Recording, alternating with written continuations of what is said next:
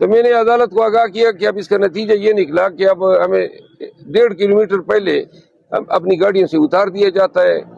اس road پہ، جس road پہ گدا گاڑی چلتی ہے، موٹر سائیکل سوار، ٹریکٹر، ٹرالیاں، بسیں، سب کچھ، سب لوگ جا سکتے ہیں، لیکن خان کے وکلاء کو اتارا جاتا ہے. ہمیں اپنی گاڑیوں سے اتار کے 1.5 کلومیٹر اس رمضان میں ہم پیدل جاتے ہیں، پھر ملاقات کے بعد پھر اپنی گاڑیوں کے پاس واپس 1.5 کلومیٹر آتے ہیں. تو لہٰذا جس پہ جج صاحب نے اس کا بھی نوٹس لیا اور اس حوالے سے بھی وضاحت طلب کی ہے. شرف افضل مروا صاحب، سوال میرا یہ ہے کہ آپ نے جو سپریم کورٹ میں پٹیشن دائر کی ہے اس میں آپ کیا کہتے ہیں کہ چیف جسٹس قاضی فائزہ صاحب کو اس بینچ کا حصہ ہونا چاہیے یا نہیں ہونا چاہیے؟ کیونکہ رات کو حامد علی خان نے شاہزیب خانزادہ کے پروگرام میں کہا ہے کہ اگر چیف جسٹس قاضی فائزہ صاحب اس بینچ کا حصہ ہوں تو ہمیں کوئی اعتراض نہیں ہوگا. آپ کا کیا اس پر رائے ہے؟ حامد علی خان کون ہے؟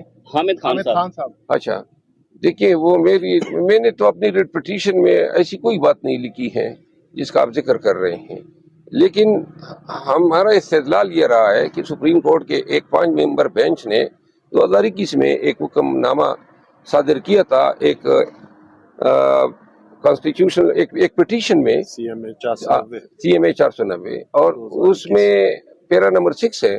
اس میں بینچ نے یہ کہا تھا کہ پی ٹی آئی یا عمران خان سے وابستہ کیسز سے متعلقہ جتنے بھی کیسز ہیں ان میں محترم چیف جسٹس صاحب کو، جو موجودہ چیف جسٹس صاحب ہیں، ان کو نہیں بیٹھنا چاہیے.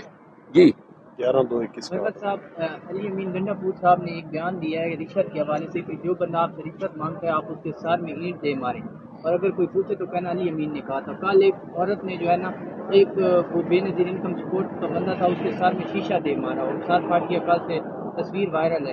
تو سر اگر کوئی اس سے بڑا یہ کہاں پہ انہوں نے مارا ہے خاتون نے؟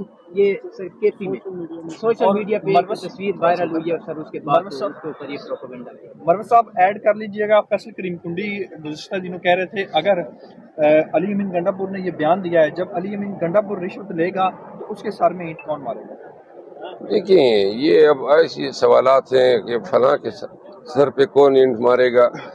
یہ چیف منسٹر صاحب کا یہ جو بیان ہے یہ ریٹوریکل ہے، یہ بیسیکلی رشوت خوروں کو وارن کر رہے ہیں کہ اگر آپ اس طرح کام کریں گے تو لوگ مشتعل بھی ہو سکتے ہیں. اس بیان کا مقصد یہی ہے. یہ تو پریکٹیکلی وہ تو نہیں ہے کہہ رہے ہیں کہ جی کوئی آیا تو آپ اینٹ اٹھائیں اور سر پہ مارنا شروع کر دیں. بیسیکلی وہ سرکاری ملازمین کو، رشوت مانگنے والے کو تنبیہ دے رہے ہیں کہ لوگوں کو اس پہ مجبور نہ کریں کہ آپ رشوت لینے کے چکر میں لوگوں سے مار کھانا شروع کر دیں.